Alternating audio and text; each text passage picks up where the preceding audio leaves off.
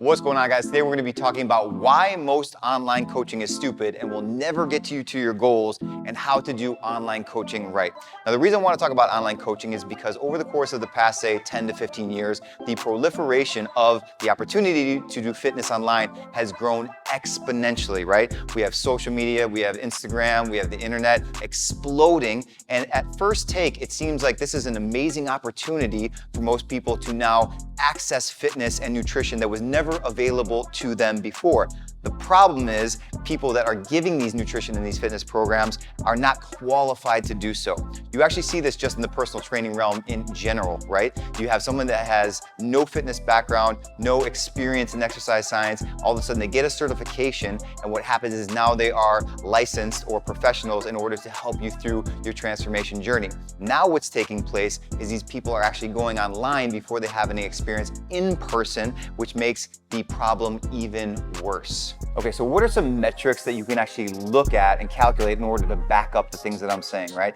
You would think if that fitness is becoming more accessible, you have more coaches, more availability to help people online, whether that's through things like Mirror or Peloton or the Sweat app, or I'm not dogging these things, I'm just saying the availability of them, right? And when I know these things have helped a lot of people, but the fact of the matter is, from the late 2000s up until today, the obesity rates in the US have increased from 33% to 42%, according to the CDC. Now that is on pace to move past what the CDC projected, which was 50% of the American population was going to be obese by the time 2050 rolled around. We are now on pace to hit that mark much, much sooner, which is terrible, which would also indicate, again, just because fitness is more available and more accessible and there's more online coaches, it doesn't mean we're actually moving the needle in the right direction overall. So if making fitness more accessible through the internet and through online coaching is not getting us to where we want to be,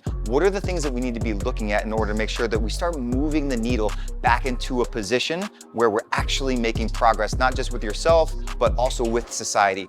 And realistically, it just boils down to three simple things, which are all wrapped up into one. And the one thing that we need to look at is environment overall, okay? Environment is going to dictate your stress, environment is going to dictate your sleep, and environment is going to dictate the food that you eat. And we are living in a society now that is high stress. The junk food is around every single corner, and we're not being intentional about these specific things, and we need to start being, okay? I would guarantee you it doesn't matter what kind of activity you do, what kind of online coaching you do, what kind of personal training, group classes, whatever, if you don't have sleep, stress, and the food locked in, you're not gonna make the progress over the course of the long haul. Just to reiterate, the three things you need to be doing: you need to lock in a food list, know exactly the healthy foods that you are going to eat, go grocery shopping, and keep everything else out of your house to make sure that you are not tempted. Number two, with food, is make sure you put together a meal plan that is going to satiate you, that you can know you can be full on, you can have a lot of energy on, you know is gonna help you recover from your workouts and keep you satisfied.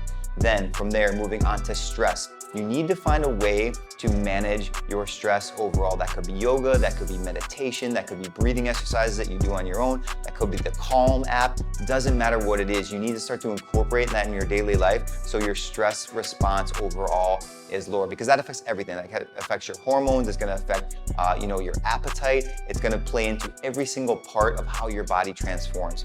And then the last one is sleep, and that's gonna be directly corresponding to stress and food, obviously, but you wanna make sure that you are locking in a sleep schedule and getting your circadian rhythms in a rhythm over the course of the long haul, because that is also going to affect all the things that we just talked about.